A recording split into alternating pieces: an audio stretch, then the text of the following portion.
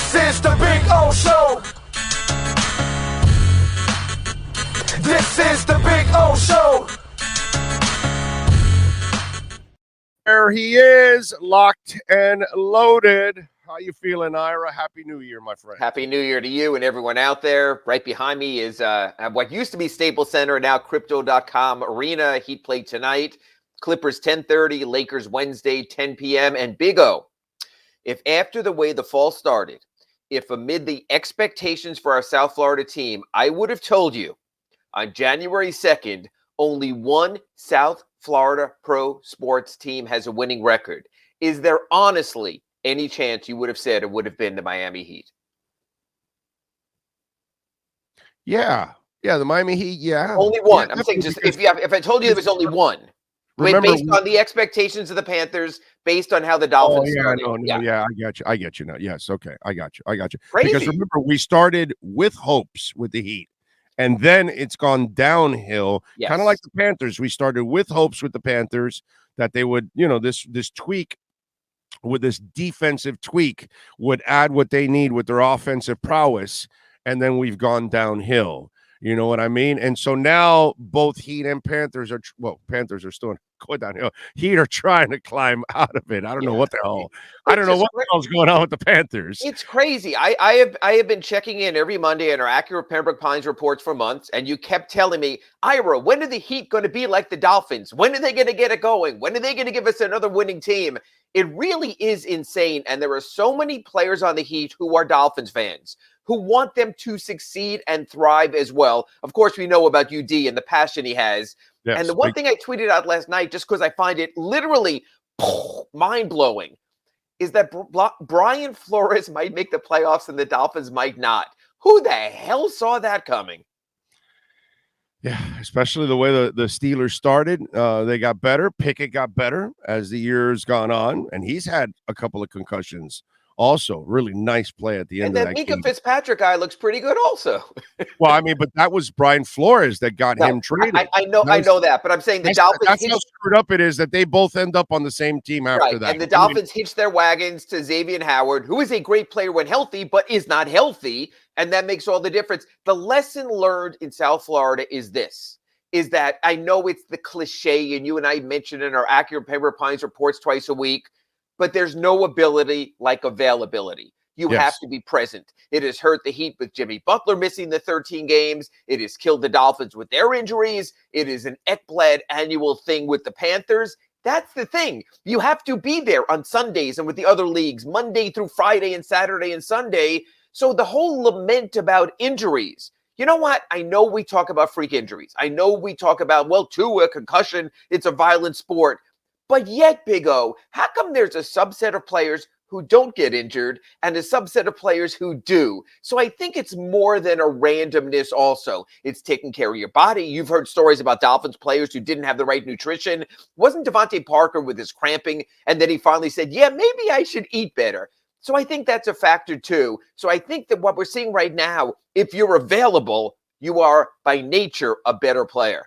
Yeah, only Michael Jordan can live on McDonald's, cigars, and whiskey and still score 45 on your head and hit the game winner. And only Big O until a surgery could do the same thing 5 mornings a week. But hey, we all get older and change. Yes, exactly. No, you are correct. I was talking about it before you came on. 29 points by Bam the other night. Once again, really love the way it's trending for him. It just seems like he is starting to develop an aggressive offensive nature. Yeah, it's really interesting. And it's something we'll discuss more on Wednesday on our RedRecover.com Inside the Paint with you on our Acura Pembroke Pines report on Friday. It's all well and good what Tyler and Bam have done, and it's been fantastic.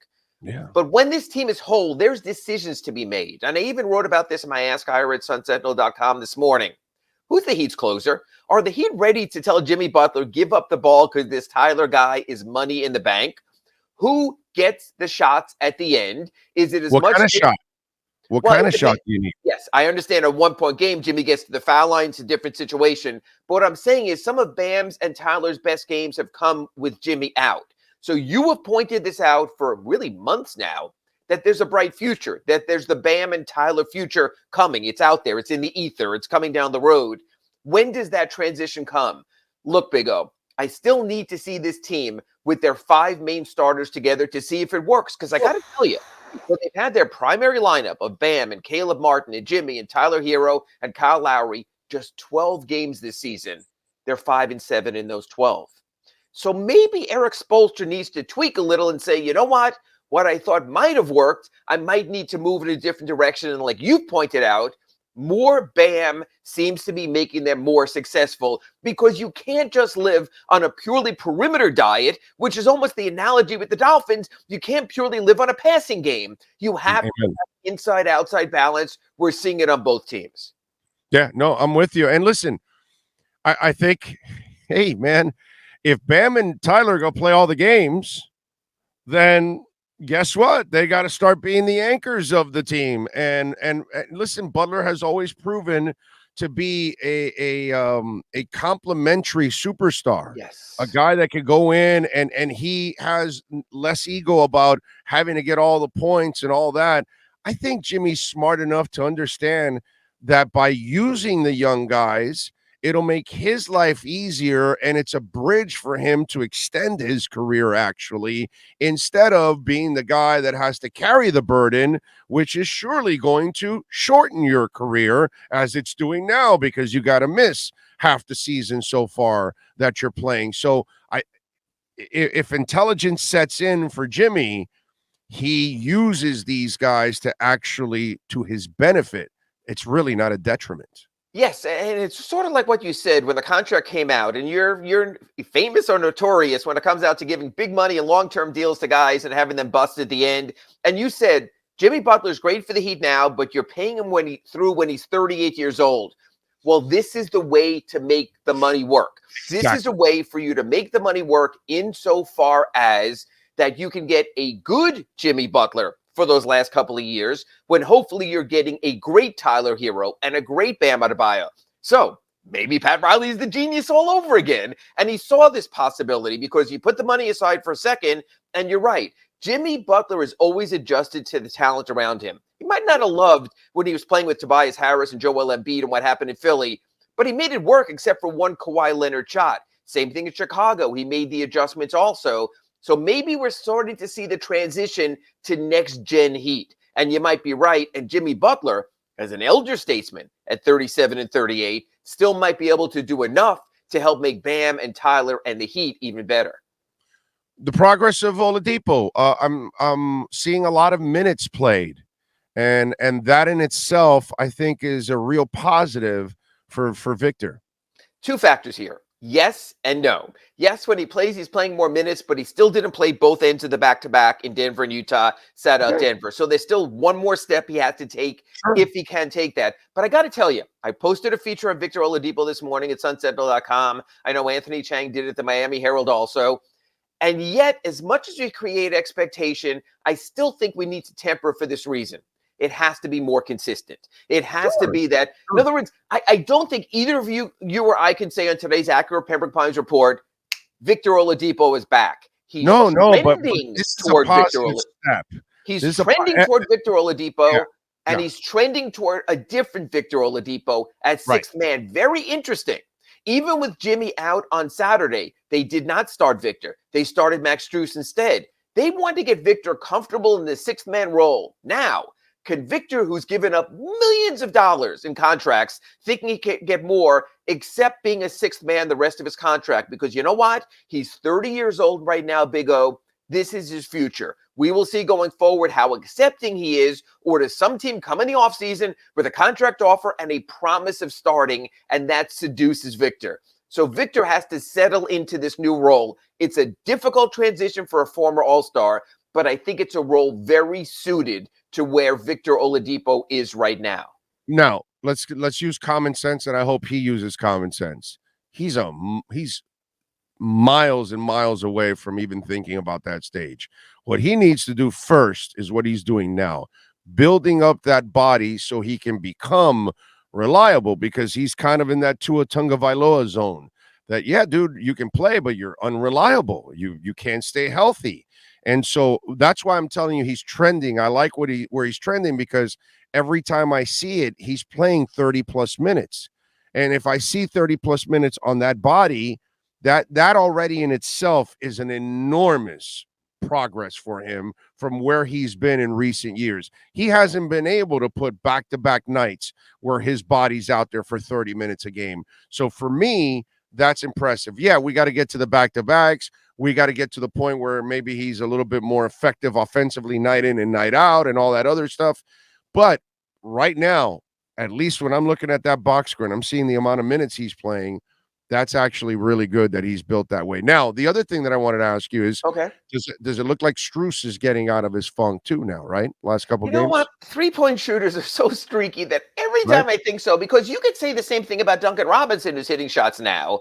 I need it But his over. minutes are not as common And as I agree. Strus plays a lot. You know what I'm Right. saying? And Strus So, plays second half. Duncan doesn't because of his defense. I need to see it over a full week. I can't just see a couple of games. I need to see consistently. What I need to see from guys like Strus or Robinson is this: the number 3, not just for 3-pointers. I need to see a consistent run where they've made at least 3-3-pointers in every game, because that gets the scouting reports attention. That gets defenders out on the perimeter, not double teaming Bam or Jimmy or dropping in the lane against Tyler's drive. So I need to see a little bit more consistency. Big O, there have been too many times this season I've been ready to say Max Strus is back, Duncan Robinson is back. Give me a week. Give me consistency. But on the other hand, think about how hard this is for Max. He was projected to come into the season as the 6th man, had the starting lineup. He was going to play all the games. Max has started more than he's played as a reserve. So his role has fluctuated. Max has been a small forward, a power forward, a shooting guard. He's had all these roles. I praise him for being adjustable. Of course, in his position, you have to be. You do as is told. But I think when his role gets more consistent, and every time he gets on the court, he says, oh, I'm playing with these guys. Now he's playing with everyone. He's probably played with a variety of 9 or 10 players over the course of a week, every week. The Heat need to establish their starters. They need to establish a bench unit. Then I think continuity will grow out of that. Is Caleb, do you think, I don't know, comfortable in the role he's played this year? Because, God, it's he's been, he's been the ultimate team player. I just got to say, because it's not something that I don't think that statistically it's something that's going to benefit him long term. And yeah, well, first of all, what benefits him long term is he got a $20 million contract. So it's coming from a two-way contract. The way you phrase the question is interesting. Will Caleb benefit from it? Sure, he's starting. He's getting minutes. Life is good. Here's the real question, Big O. Will the Heat benefit from it? Will they reach a point where they're saying, you know what, this 6'6" power forward thing puts a hell of a burden on Bam Adebayo, hurts us maybe late in games when we don't have a rebounder? I still believe the Heat are searching for their future 4. The money you gave Caleb Martin, 3 years, $20 million, is the perfect reserve salary in today's NBA. So they wrote a contract for him that makes it easy to slide him back into that 6th, 7th, 8th man role. Sure. The Heat are still looking for that power forward. The Heat are still looking for that stretch 5 or stretch 4 to play with Bam. Look, we spoke about Jay Crowder. Who knows? The longer he stays out, the more desperate Phoenix gets. Maybe it's just a buyout. I saw Kelly Olynyk on Saturday. I said, that guy worked really well with Bam Adebayo. When Eric Spoelstra spoke pregame, he said the same thing. He said, during the run to the 2020 NBA Finals, Bam and Kelly established something special.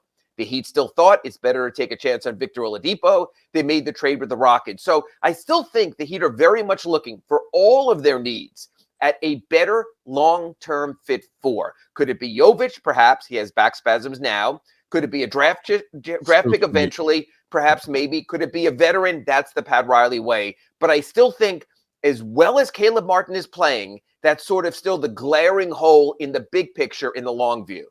Yeah. And I don't want to put Jovic there. He's not ready for that. Don't put not yet.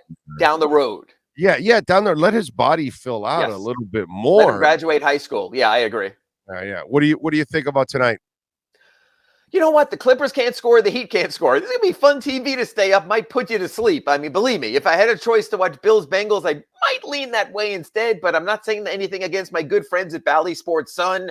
It's going to be a low-scoring game. It's going to be a slog. It's going to be a grind. If Jimmy Butler comes back, and there's no reason to believe he won't from his knee, that this is the kind of game where it really could be Jimmy versus Kawhi in clutch and crunch time for who can get those big baskets. I think it's going to be a grind. The Heat have played 25 clutch games, tight games in the last 5 minutes. I think tonight will become 26. That's what it is. They got the win they needed in Utah. They need to next get the win they need against the awful Lakers on Wednesday night.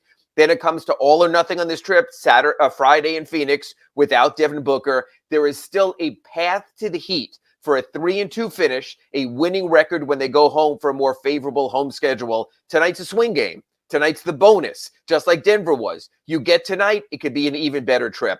More important is getting the Lakers and maybe getting the Suns.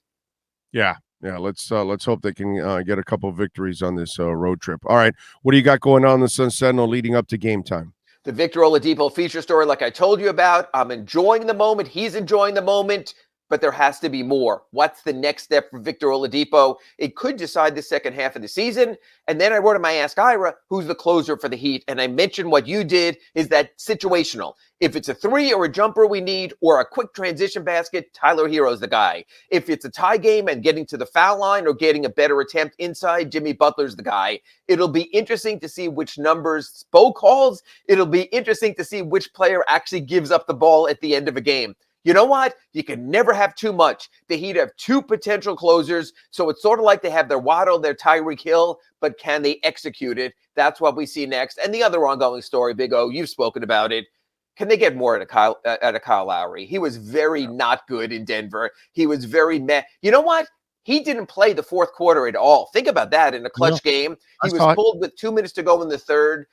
The swing vote right now is, can they get more out of Kyle Lowry? Or, never saw this coming in the second year of his 3-year deal. Does he become the salary in a trade before this year's trade deadline? There has to be more Kyle Lowry, and he knows it. And he knows there has to be more. I pray for a move. I mean, I've seen Riley trade worse contracts, so it's I would not be shocked. It's a matter of finding a buyer. So usually when you're looking for a team looking to make a bad trade, usually you look at the Knicks, but they already have Jalen Brunson. So it'll be interesting to see what happens. But yeah, I never thought Kyle Lowry could be in the wind in a second season with the Heat. Now I'm not as sold that can't be a possibility. It's crazy stuff, right? Follow him on Twitter at Ira Heapy. By the way, the Red Recover Inside the Paint show. You're on the West Coast. Is it a 1 o'clock show again this week? I can't do 1 because I have Heat shoot around that day at 11 my time, which will run right into it. We'll email back and forth. If I have to get up early, I'll have to call Anthony Chang's room in this hotel, get me a cafecito, and start it early. We'll negotiate that. But no matter what, there will be a full hour of Miami Heat with Curl Heelan, Ira Winderman, RedRecover.com, Inside the Paint Wednesday. And like they say, check your local listings. Yes, exactly. So we'll see how what time do they do it out there in the West Coast. Follow them on Twitter at Ira Heatbeat. And, of course, subscribe and follow them there at the South Florida Sun Sentinel. Ira, thank you. Enjoy your week out there. Be safe, my friend. Hey, the sun's up. I'm going back to bed. Thank you, Big O.